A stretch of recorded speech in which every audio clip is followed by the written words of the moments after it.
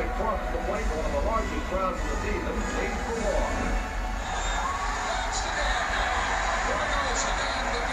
Josh had to find here. There's no question about that. And couldn't open Cooper's time. You know, he got that type of ability. Early in the season, it was a little strange. I didn't know how to take it at first, but I got used to it. It really didn't feel like a rookie. You try to keep yourself and your team in the game as long as you possibly can, and that's what I was trying to do there pretty much. That's the number one pick in the entire draft. The only person in the history of the Orioles ever to be number one overall. Nick Markakis, he's among the leaders in rookie categories offensively all over the board.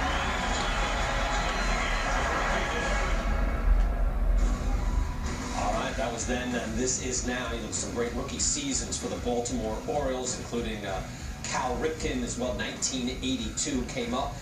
Mike Boddicker in 1983. Who's on the way up this year? Again, that was then. This is now. Some of the top prospects for the Baltimore Orioles include Dylan Bundy, former top prospect in all of baseball, and going into the 2013 season, had Tommy John surgery, also Hunter Harvey, Chen Cisco, Christian Walker, and Josh Hart. Joining us right now to talk about the prospects coming up for Baltimore, Orioles General Manager and Executive VP of Baseball Operations, Dan Duquette. Dan, it's Brian Kenny. Welcome to the show. Thanks, Brian. I'm good. How are you? Good. Dan, tell us, give us one player that you think, we have them in a certain order there, but who do you see making a contribution to your big league club coming out of your farm system? Well, I think that there's a couple of players that may not be ranked as high as some of those guys that you talked about that we should keep our eye on. And one of those players is Mike Wright, who did very well at AAA at the second half of the year last year.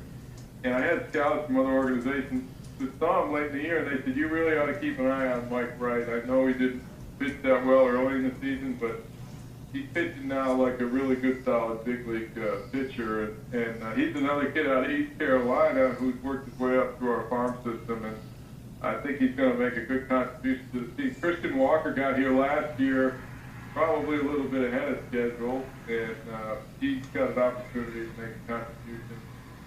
And one other position player that I like, and a lot of people in our organization like, but this Cuban outfielder Dariel Alvarez. He had 17 homers last year between AA and AAA.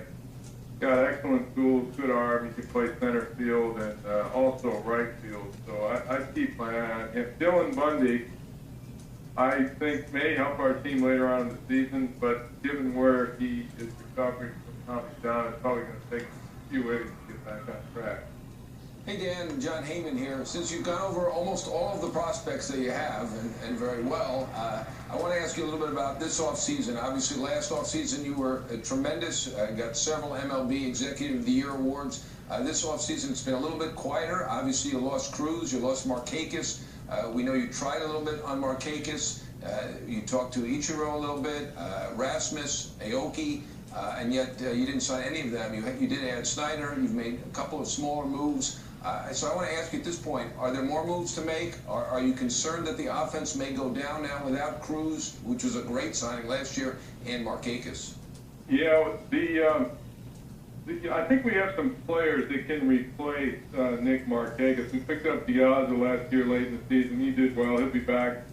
And then David Lowe was very good the last 3 months of the season, so he's going to want some more at-bats. And the addition of Travis Snyder, who I believe is just coming into his own as a left-handed power hitter, I think will be able to help us overcome the loss of Markakis. Now, the issue with Cruz, that's a bigger issue because, of course, he led the league in home runs, and you know, it's hard to find 40 home run hitters.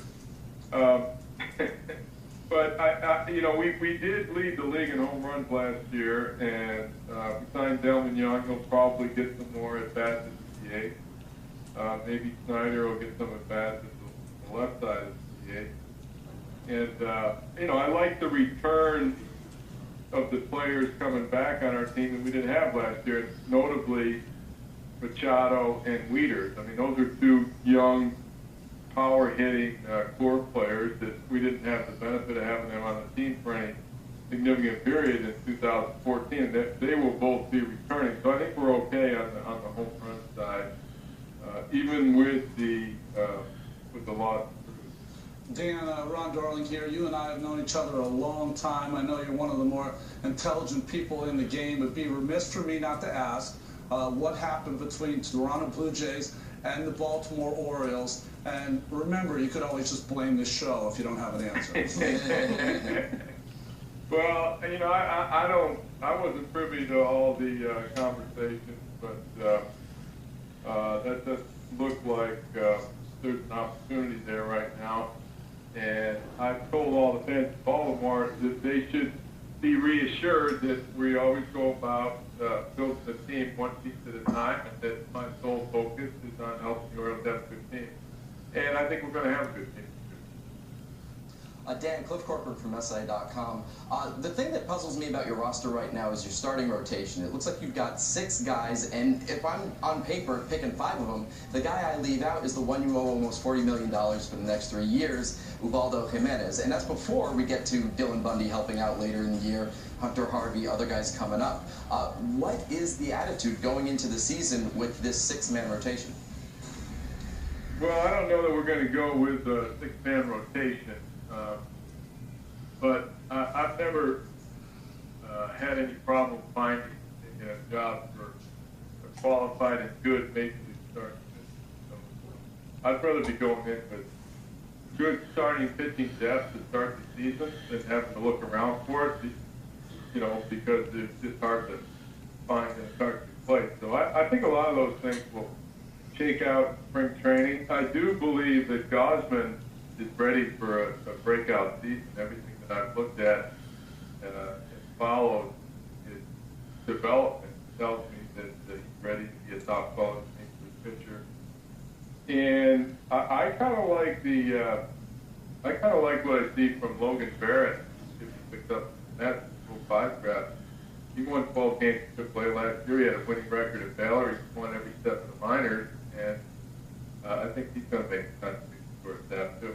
Well, I'll tell you, Dan, you know, Wright is not as active as you were last year on the open market. Of course, the market can still come back to you, but you guys managed to put it together. 96 wins last year, always more than people think. Dan, thanks for joining us today, and best of luck in the coming season. All right, guys. Thanks a lot. Take care. All right, Dan Duquette right there from the ball.